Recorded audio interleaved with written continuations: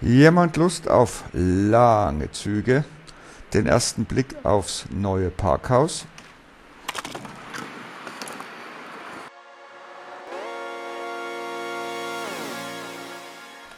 Hier ein zweiter, etwas längerer Blick. Dazu überarbeiten wir komplett einen Rocco Interregio. Wir machen ein bisschen Betrieb nach Fahrplan und ansonsten schauen wir wie immer ganz entspannt schönen Zügen zu. Viel Spaß! Versuchen wir es also nochmal mit der Einstellung. Ihr seht hier den unwiderlegbaren Beweis, dass der Mensch doch die Krone der Schöpfung ist und dazulernt, nachdem der Eurocity mit dem Sandwich mit zweimal der guten alten Rocco 101 durch den Wüstenbahnhof durchfährt, macht sich ein mächtiger Pendlerzug auf den Weg auf die Strecke. Und hier ist es, nach 2 Wintern Bastelei, ein erster Blick auf das Parkhaus, wo es dann sich auch in Zukunft befinden wird. Es ist noch nicht ganz fertig natürlich, es fehlt noch die Patinierung vom Zwischenbau. Autos, ja, ich habe 2 Stück bekommen in Kürze, eine Spende als Dauerleihgabe von einem Kollegen und muss mich an dieser Stelle ganz herzlich beim Thomas vom Modellbahn Eichstätt Projekt bedanken, der mir die Konstruktionen gemacht hat, und bei Max, der über und zwischen den Feiertagen bei mir war und mir beim Zusammenbau geholfen hat. Ja, und als Hintergrund ist schon mal gar nicht schlecht. Eignet sich auch hervorragend, um die Kamera drauf zu legen. So schaut es aus, wenn man oben am Parkhaus steht und den Blick mal schweifen lässt. Das Parkhaus ist ein originalgetreuer bis auf die Länge Nachbau vom Quellenbach Parkhaus in Würzburg. Wer mag, kann es gern mal googeln, ist mittlerweile abgerissen, aber der Zustand war genau wüstenkompatibel. Beleuchtung ist auch schon eingebaut, die muss allerdings noch endgültig verkabelt an die entsprechenden Bauteile angeschlossen werden, sodass das dann auch endgültig funktioniert.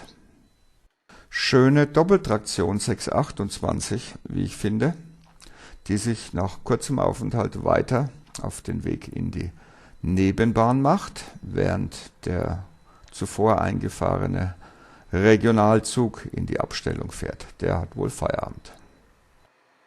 Hier im Bild schon gut zu erkennen, der Bahnsteig muss noch durchgestaltet werden, muss noch ein bisschen Schotter ran und ein bisschen Ödnis zwischen dem Ziehgleis zum BW und dem Parkhaus.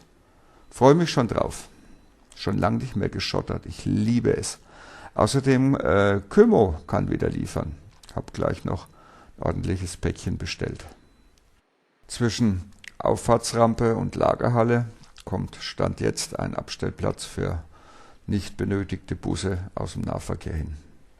So schaut das Parkhaus von der Ladestraße aus, macht sich recht ordentlich. Von dran fährt ein recht früher Interregio, alle noch mit rotem Keks versehen, verstärkt mit 2 Intercity-Wagen in den Wüstenbahnhof ein. Sollte jemand von diesen frühen Interregio-Wagen noch welche haben, ich biete ein Königreich, meine Tochter und was immer ihr wollt dafür. Und von links kommt ins Bild der komplett überarbeitete Interregio. Der hat ein AG-Logo drauf, farbige Innenausstattung, Beleuchtung und einen vorbildgerecht ausgerüsteten Steuerwagen. Hier schon mal ein Blick auf das Resultat im Detail. Hat sich der verehrungswürdige Sepp des Steuerwagens angenommen. Vielen, vielen lieben Dank für die Führerstandsbeleuchtung, für das Fernlicht vorbildgerecht in den äußeren Scheinwerfern, für das vorbildgerechte Auf- und Abblenden der normalen Fahrtlichter, wenn das Fernlicht an ist, und natürlich für die auch vorbildgerecht nun innen sitzenden Schlussleuchten. Vielen, vielen Dank. Ein genauso herzliches Dankeschön an die Jungs von JT Digital, die uns zum Testen mal und Ausprobieren die Platinen zur Verfügung gestellt haben. Link blende ich oben ein. Ja, und die Resultate sprechen tatsächlich für sich. Eine schöne, angenehme Beleuchtung. Was mir besonders gut gefallen hat, ist, dass das Schlusslicht und die Innenbeleuchtung getrennt nochmal über ein Poti dimmbar sind. Da ist in Zukunft auch noch einiges zu erwarten. Wir halten euch hier auf dem Laufenden. Und noch eine Danksagung an den Max, der mir nicht nur beim Parkhaus geholfen hat, sondern auch die farbige Gestaltung der Innenräume des Interregios übernommen hat. Ja, und wie am Anfang angedeutet, versuchen wir uns heute hier mal in etwas vorbildnahem Fahrplanbetrieb. Es ist Knotenzeit im Wüstenbahnhof. Auf Gleis 2 fährt eine Regionalbahn, während auf Gleis 5 der Gegenzug, der schöne lange Doppelstockzug mit 2x218 von Rocco dran, auf Gleis 5 einfährt, also auch zur Seite genommen wird. Diese Züge kenne ich von süddeutschen Zeiten, die sind, so wie ich sie damals kennengelernt habe, immer zwischen München und Mühldorf zu den Feierabend- und Pendlerzeiten gefahren.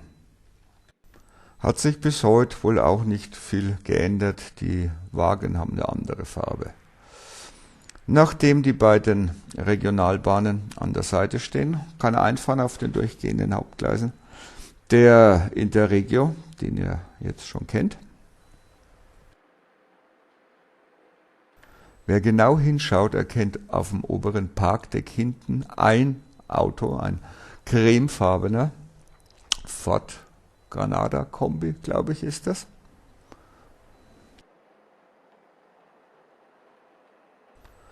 Und aus der Gegenrichtung kommt so ein Zufall aber auch, der Interregio von West nach Ost, in der vorhin schon mal gesehenen Wagenreihung. Der ist teilweise auch schon ein bisschen nachgerüstet. Unter anderem, kann man glaube ich hier auch im Detail sehen, ist da schon ein Schlusslicht drin. Und nach kurzem Aufenthalt setzen sich die beiden Interregios langsam wieder in Bewegung. Das wird noch eine ziemlich anspruchsvolle, zumindest für mich anspruchsvolle Aufgabe. Vielleicht irgendwann mal den auch ein bisschen zu patinieren, insbesondere die Dächer könnten es wirklich vertragen.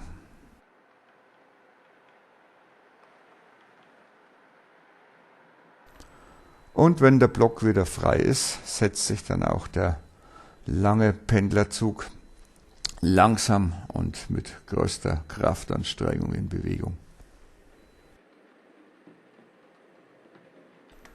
Wäre bestimmt auch noch mega, wenn beide Loks Sound hätten. Dann würde man die erste jetzt gut hören, die dann irgendwann im Hintergrund nicht mehr zu hören ist, und irgendwann kommt die zweite dann auch noch vorbei. Das sind alte Rocco-Tillig-Wagen, damals noch sogar mit Schnittstelle und elektrischen Kupplungen. Grüße gehen raus an die Controller der Anbieterfirmen. Und zu guter Letzt setzt sich auch die 111 mit ihrer Regionalbahn Richtung Westen in Bewegung. Ist eine reine Brava-Garnitur. Finde ich schön, die Silberlinge mit türkiser Schürze und AG-Logo drauf.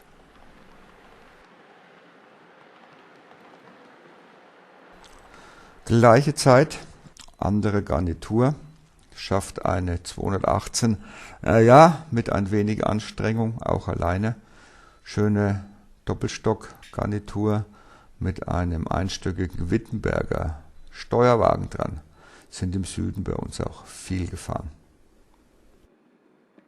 Kann das sein, dass die heutige Folge ein bisschen Epoche 5 lastig war, oder kommt nur mir das so vor?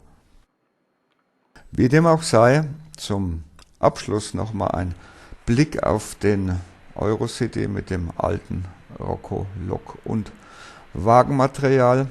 Das war's auch schon wieder für heute. Ich hoffe, es hat euch ein wenig Spaß gemacht. Zu den Thema Beleuchtung gibt es demnächst auch noch Bewegtbilder. Da war ich bisher noch nicht so zufrieden.